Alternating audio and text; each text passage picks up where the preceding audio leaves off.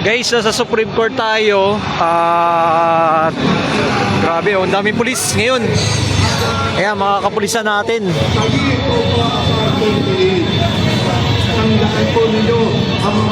Supreme Court ay ito yung mga rally guys natin. Pera ng taong bayan. Ito po, sige, diretso lang po tayo mga kasama. Malapit na tayo sa tanggapan ng Supreme Court. Ito po ay araw-araw po natin gagawin. Guys, eto na.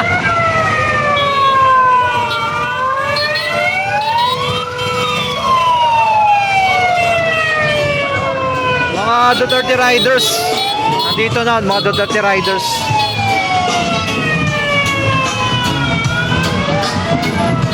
Ayan o.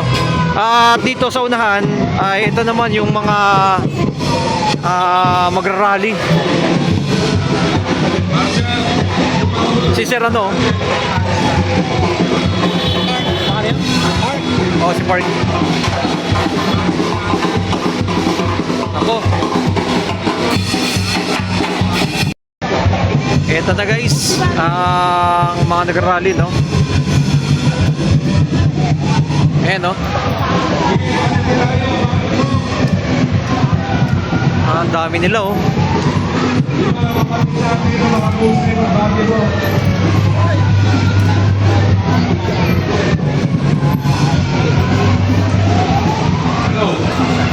Ayan guys, oh. Pumunta sila dito sa may Supreme Court. Supreme Court sila.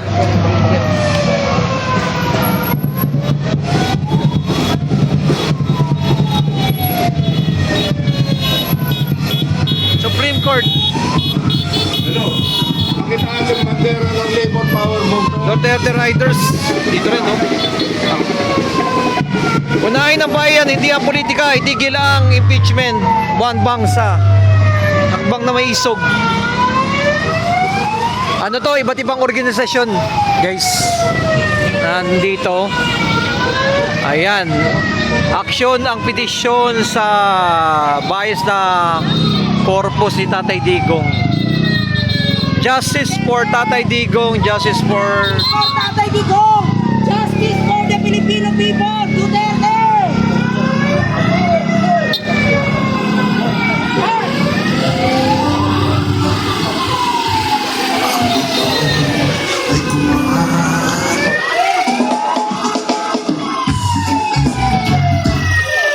Guys, eto na, nagtipon-tipon na dito sa may Supreme Court.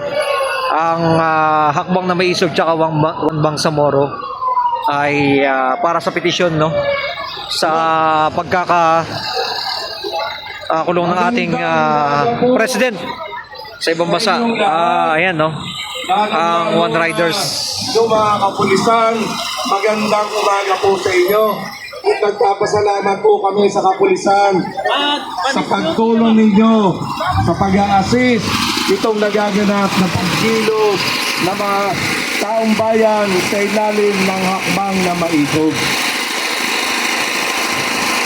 Una po, kaya po kami nandito ngayon at pang-limang araw na po namin itong ginagawa ng pagkilos na ito. Number one po, inihiling namin sa Korte Suprema, agaran aksyonan, isang taon na po mahigit yung petition for habeas corpus ni Tatay Digong, ang dating presidente ng Pilipinas na pinakita ng kasalukuyang gobyerno natin ngayon. Kaya po kami nakikiusap sa Korte Suprema. Gumalaw na po tayo ngayon. Lalong-lalo na po yung nagaganap na sarswela sa Kongreso. Sarswela kung bakit namin tinawag yan. Bakit hindi nila ibato na kagad sa Senado nang sa ganon ay magkaalaman na para sa ganun yung sinasabi ng ating Vice President Brad Bang. Kaya hinihiling po namin sa Korte Suprema mag-isi na rin ng TRO dahil hindi po nakakatulong sa mamayang Pilipino itong nararanasan namin kagutuman dahil sa pagtaas sa pagsirit ng presyo ng mga gasolina. Meron po kayong emergency power. Mr. President, bakit ayaw po natin ipatupad? Bakit ayaw po natin galawin ang mga oligarchs? Bakit ayaw natin sagasaan yung mga nagpapahirap sa taong bayan? Bakit ayaw ninyong alisin pa sa matala yung VAT, yung excise tax na ngayon ay kumikilo ang taga Batangas, lumusog na dito sa Maynila. Kaya kami sa Maywan, lulusog din sa Malacanang para isigaw sa gobyernong ito. Itigil na muna yung VAT na yan. Bakit ayaw ba ninyong itigil? May kapangyarihan na kayo. Ibinigay na ng Kongreso, ng Senado, yung emergency power na hinihingi nyo. Bakit? Ano ang nasa likod? Dahil ba nanakawin na naman ninyo yung buwis na yan? Ipamimigay na naman, mali-maleta na naman ang makikinabang ng mga buhaya sa Kongreso.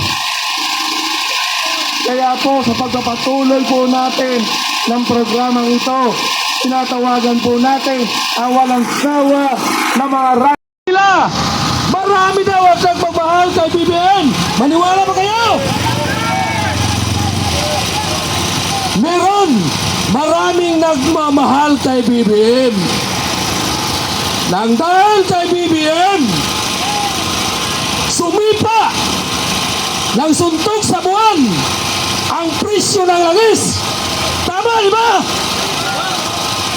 Nang dahil kay BBM, tumaas lahat ang presyo ng ating mga farm products. Yung bigas, asahan na yung tig-20. Ngayon makikita mo, ang pinakamurang bigas, 50 pesos. Meron nga akong nagkainan ng karinderya sa may Makati. Ang serve ng kanin nila is 20 pesos na.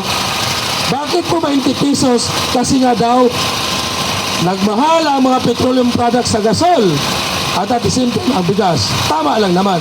Pero kung ang sahod natin ay kakarampot lamang, hindi kakayanin sa isang magagawa na sumasahod lang ng 600 pesos. Kaya ang panawagan namin sa ating gobyerno, itaas ang sahod, ibaba ang presyo